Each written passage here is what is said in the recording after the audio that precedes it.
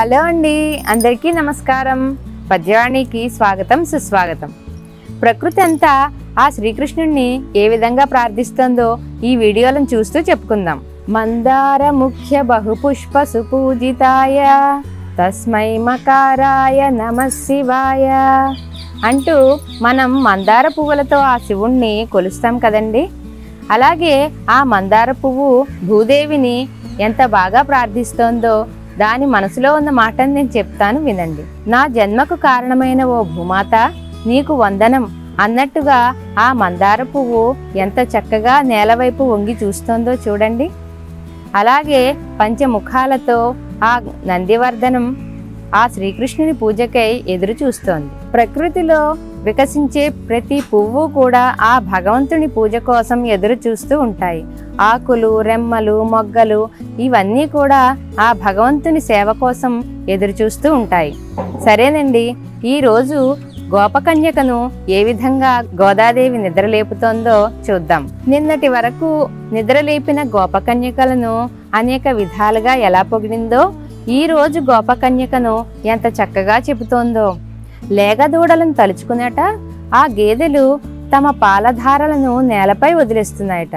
అటువంటి పాలధారలతో ఆ నేలంతా బురదైపోయిందట. అలాంటి సంపన్నుడైన గోపాలునికి చెల్లెలవైతివి ఓ గోపకన్యక. ఓ యమ్మ, నిదురలే, నీ ముంగిటికి వచ్చాము. నీ ముంగిట నిలబడి ఎంతగా మంచు కురియుచున్నదో తెలుసా?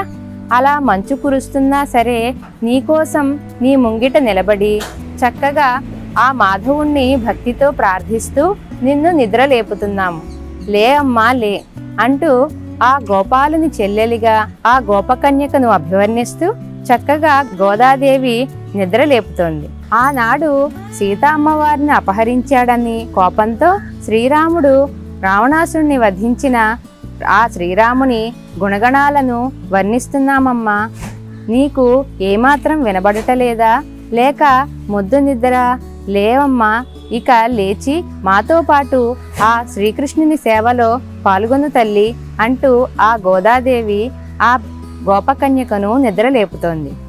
అయితే ఆ శ్రీరాముని గుణగణాలను ఆమె ఎలా వర్ణించిందో అలాగే మనం ఈ శ్రీకృష్ణ శతకంలో మనకి తెలిసిన విధంగా వర్ణిద్దాం. ఏ విభుడు ఘోర రణమున రావణు వధించి లంక రాజుగా నిలిపెన్, దీవించి నా విభీషును ఆ విభునే మదిని దలతు నచ్యుత కృష్ణ.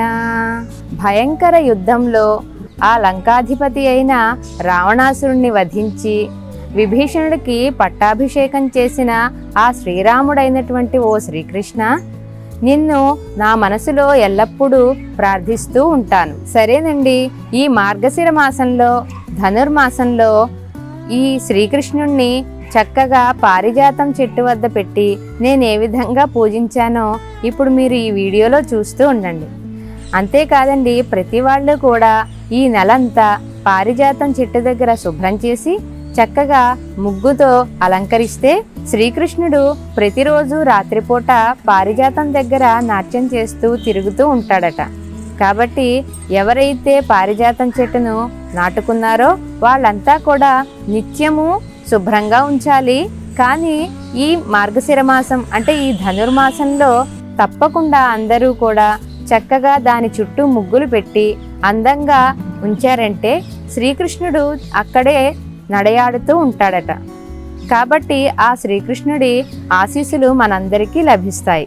అయితే నిన్నటి వీడియోలో కుంభకర్ణుడి గురించి తెలుసుకున్నాం కదండి. కుంభకర్ణుణ్ణి సంహరించాక శ్రీరాముడితో ఆ రావణాసురుడే యుద్ధంలో దిగాడు. చాలా ఘోరమైన యుద్ధం జరిగింది.